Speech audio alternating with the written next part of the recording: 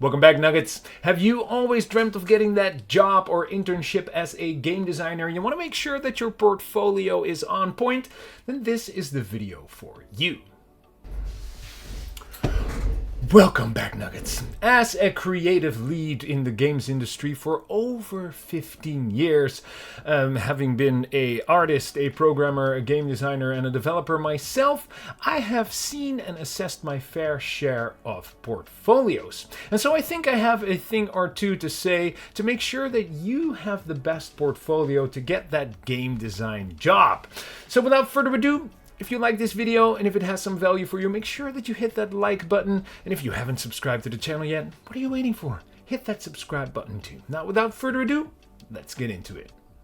First off, obviously, you gotta make sure that your portfolio is a nice looking and working website, that there are no spelling mistakes, that all your projects and all the things that you have on there, all the work, all the images are all, well, neatly stacked, organized, and easy to find. That is, of course, a no-brainer. And if you want some tips on how to build a portfolio site, there are many resources out there on how to do that. There are many free resources to get a free website and make a free portfolio, so I'm not gonna go very in-depth into that, but I am going to talk about what should be on your portfolio, and especially as a game designer, as there are many videos about how to build an art portfolio or how to build a programming portfolio, but there aren't that many videos about game design. One of the most important things for game artists, game programmers, game whatever job it is you're looking for within the game development space is that you show that you have made projects. Making games is simply the best way to become a better ...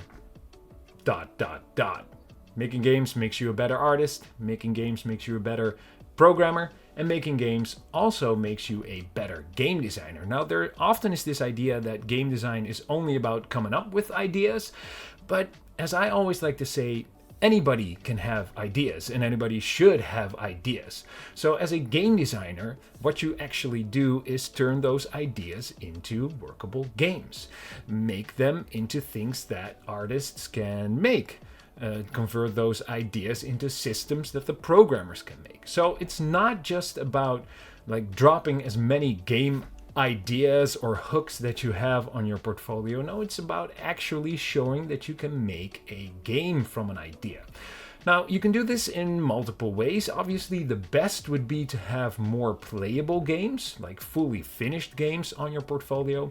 But if you don't necessarily have the tech skills or the art skills necessary to create a full game, there are many ways, many different ways in which you can still show us, like as assessors of your portfolio, that you are able to create those ideas and basically make those game designs. One thing that you could do is, for instance, you could create text-based games, like a simple text adventure, which could be a sort of a choose your own adventure, or there are some tools that you can use to create text adventures. This has some benefits because, well, it basically shows us you can create a full game, but it also shows creative writing skills, which is something that is very important as a game designer, because as a game designer, well, unfortunately, you will have to write a lot of stuff. You have to be able to clearly communicate. So if you make those text-based adventures, well, you sort of get the best of both worlds. You can show us that you can make games, but you can also show us that you have some creative writing skills, which is very important. Another thing that you could do is create prototypes, right? It is very necessary and very important for a game designer to be able to communicate their ideas clearly, because as a game designer, you sort of have the role to communicate to the team what it is that the game is about, what it is that the game should be, how the game should feel, and how the system should work together. So if, as a game designer, you can make prototypes, just basic prototypes, programmer art stuff, you know, it should work, obviously. That is a skill that is very, very useful and very important to have. So if you can make some prototypes, perhaps in Game Maker or in Unity or Godot, or perhaps even paper prototypes, right? So you can make just a simple board game out of cardboard to communicate ideas. You could use pawns and items and cards from other games. As long as you can show that when you have an idea, you can sort of clearly communicate that within a prototype or a playable thing, be it a digital game or a board game, and then you can sort of put that on your portfolio to show that you have those skills. That is something that is really fun to do as well, and really good for us to sort of gauge how your communication skills are and how well you are able to sort of be in that role of a game designer. Now, there is this notion that game designers should write a lot of game design documents.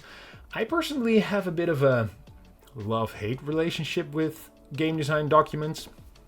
But again, in the early stages of game development, especially projects, it might actually be really helpful to be able to write a good game design document. So if for any of the prototypes or the full projects that you have on your portfolio, you have written game design documents, you have made flowcharts, you have made spreadsheets and all those fun things that we make as game designers, you could put them on your portfolio as well. But for that, I would like to say don't overdo it and make a good judgment if it is actually valuable and worth it to show the game design document. If it's just a simple prototype or a simple game and there's like a 2-page document with just some descriptions that you could also sort of see for yourself when you look at the prototype or play the game, I would say skip it.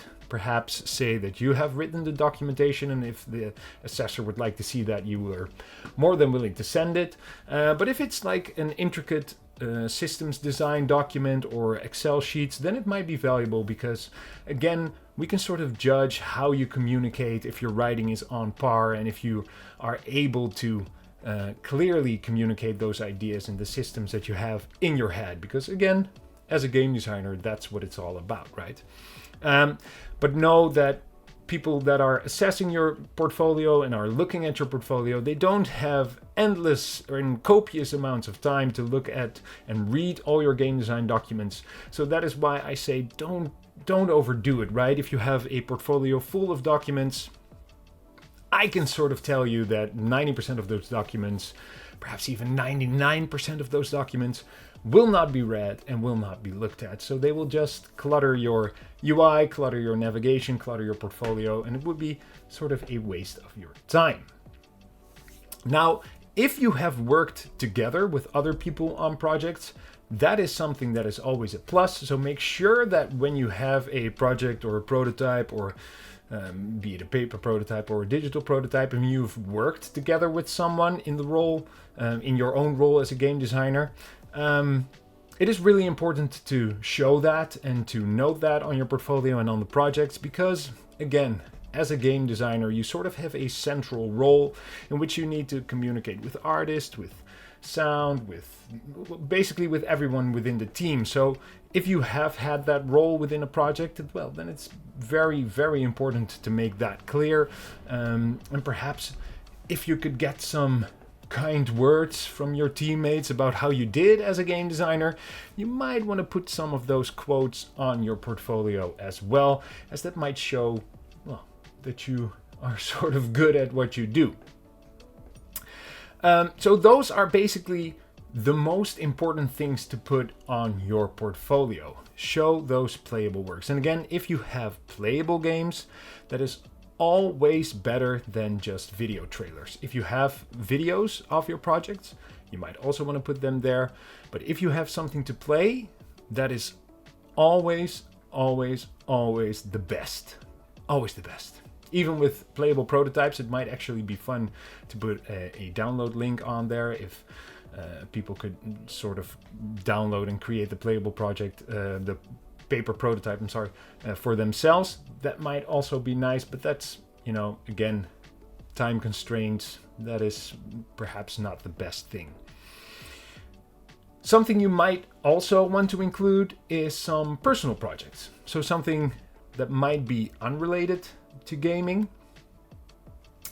I always say, as a game designer, it is most important to be curious and to have many interests and to do as many things as possible, because you need to create systems and you need to create games and you need to create worlds. Having knowledge, and as much knowledge about how things work and how things are interconnected in like the real world, is very important. So I always tell young designers, if they say, oh, what's some of the most important things I could do to become a better designer, I always tell them, go travel, go learn new things, go pick up gardening, go pick up crafting, go pick up, I don't know, go do all sorts of stuff. Read a book about a topic you've never read a book about, because all that knowledge at some point will make you a better game designer, because you can much better convert your ideas to games. So if you have some personal projects like that, make sure you put them on your portfolio as well. But again, here, balance is key. So don't overdo it. And if it's like super unrelated, perhaps not show it on your portfolio. Like something like, I'm trying to come up with an example from the top of my head, but something like, I don't know, your personal fitness journey, that might not be the best to put on your game design portfolio. But if you made a travel blog or something like that in which you write about your travels, that is something that might actually be really relevant, because again, it shows that you are willing to explore and broaden your knowledge, and it also shows your creative writing again if you're writing blog posts and stuff like that. So something like that is really useful. Finally, and I hit this topic a couple of times, it's about balance, right? So someone asked me, should I just put all my projects on my portfolio? And should I put all my things on there? Should I put all my art on there? Should I put all my games? No. The answer simply is no. Obviously, the more projects, the better, but there is a fine line in how much projects you show. So let's say you have created 20 games. 20 games is a lot to show in your portfolio. Again, someone that's assessing your portfolio has only a limited amount of time, so they might only look at, I don't know, the first 5 or 6 games on there. So if you have a library of 20 games, well, then you're in luck, because then you can pick your 5 best games that you think are the best games. And you could even show your portfolio to some of your friends, some of your game design colleagues, and ask them, hey, which do you think are my best projects? And pick those 5.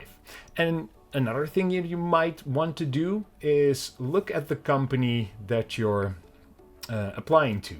So let's say you're applying to something like Blizzard or Ubisoft or something like that, and you have a portfolio of like a backlog of 20 games, and you have like 10 mobile games and 10 action adventure games, 3D action adventure games. Well, then you might want to skip on the mobile games if you're applying for a job at Ubisoft, but go for the action adventure games, just because that is something that fits the company better.